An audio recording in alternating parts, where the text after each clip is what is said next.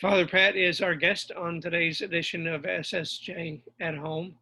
Father Pat, as we record this on a Thursday afternoon, you're speaking to me like so many other people in the Woodlands and Montgomery County during a power outage. Uh, and still, you would like to talk about the blessings of the pandemic. Yeah, yeah, it's amazing. If it's not one thing, it's another. We all been worried about the hurricane coming through, and woke up this morning and went, "What hurricane?"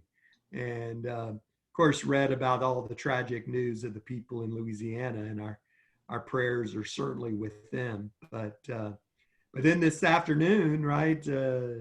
All of I guess it's all of Montgomery County, or certainly anyone I know who lives in Montgomery County is without power, and it seems to be all over East Texas. I don't know that I was reading that I guess it's related to the hurricane and in-tech service and all. So, but just like we've been doing through the pandemic, we find ways to just continue to move on. I'm fortunate here that we do have a generator here in the rectory, so that's why I'm coming to you from the rectory.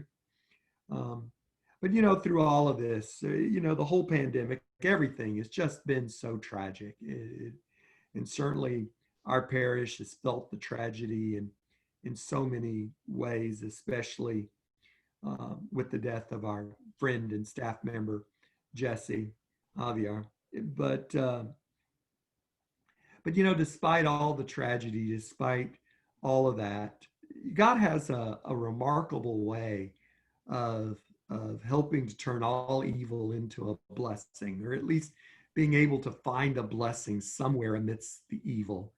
And I was thinking about this the other day, the number of blessings that we can count. I mean, certainly we all probably have blessings in our personal life, things that we've encountered, things that have happened. Um, and we certainly can see those in the life of our parish. My own personal life, um, I know during this time of the pandemic that I've talked more to my mom than I ever have. We talk on a nightly basis. I didn't do that before, and I know she certainly sees that as a blessing. I certainly see that as a blessing that has come about because of the pandemic. Certainly, having the time to do that in my evenings have been less hectic, so I've had the time to do that, to devote to that. But as a parish, I was looking back at all of the really good things that we've done here throughout the pandemic, and starting with the whole the live stream of the Mass. That'll continue with us long after the pandemic. That's going to be there, um, forever now. Being able to do that. Just this, right? This is all as a result. This interview is a result of the pandemic. Our whole morning flock note, this whole flock note here, that's all as a result of this. I participate in a couple of different small communities, and I've just really been amazed at how through all of this we've been able to continue to meet via Zoom, and in some ways, I think our meetings have become even more intimate. And I can't be more proud of the staff and the work they've done. I can't be more proud of our parishioners and the things they've done to adapt and cope and change throughout this pandemic. We've been able to adapt to working from home. Um, One of the neat things that our staff has started doing is that we have a daily huddle. 11 o'clock each day, we have a Zoom meeting where we all get together and just talk about what we're doing, just to keep everyone in contact. And to me, that's just been wonderful. And I think to the staff, it's just been a wonderful thing. Um, but we've all learned ways to adapt to this. We have our new faith formation program, and although before the pandemic happened, we started thinking about what this new faith formation program would look like. I think that was the work of the Holy Spirit, because with that talk, with those thoughts, it helped us to just continue to work on that and adapt that so that we can continue to deliver what I think will be a really super faith formation program that we'll deliver virtually, but it'll really be a new program, and we've really had to think outside of the box about how to do it. So there's just so many things like that. I just want to encourage everyone to,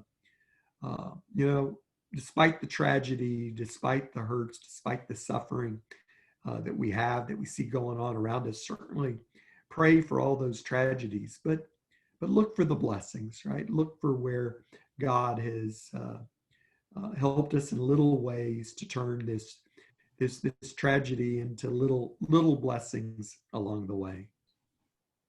I know too, an example that that I know you're aware of and quite proud of is the way that certain things have continued to be done as if there is no pandemic, like the emergency preparedness backpack effort and the loaves and fishes, the meals that have been taken downtown, and the way that the fish fry was distributed to the Salvation Army early on. Those are things that our people would have done, pandemic or no.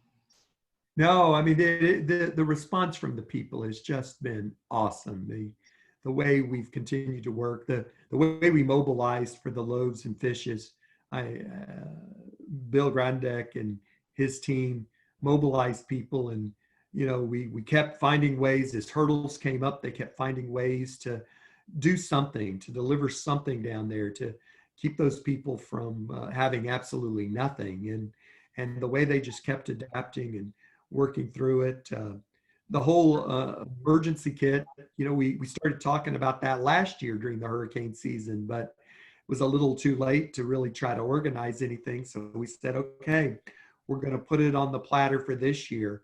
And it was wonderful to see it all come through, and that we were able to deliver on that, deliver out there that, despite all of our tragedies, despite all of our suffering, all of the changes in our personal life, it's just so refreshing to see the way that people are reaching out and thinking of their neighbors. That is the blessing that we see from all of this, and we've certainly seen it here in our parish. The card writing campaigns to connect with the homebound and the patients in the nursing homes, and the work we've done in those areas. It's just so many blessings, so many different initiatives that we've started as a result of the pandemic, that to reach out and to really help our neighbors. Father Pat, thanks for your time this afternoon. I hope the lights go back on for you before too much longer. And we'll look forward to our visit again on Monday of next week. So have a good weekend. Bye. Bye-bye.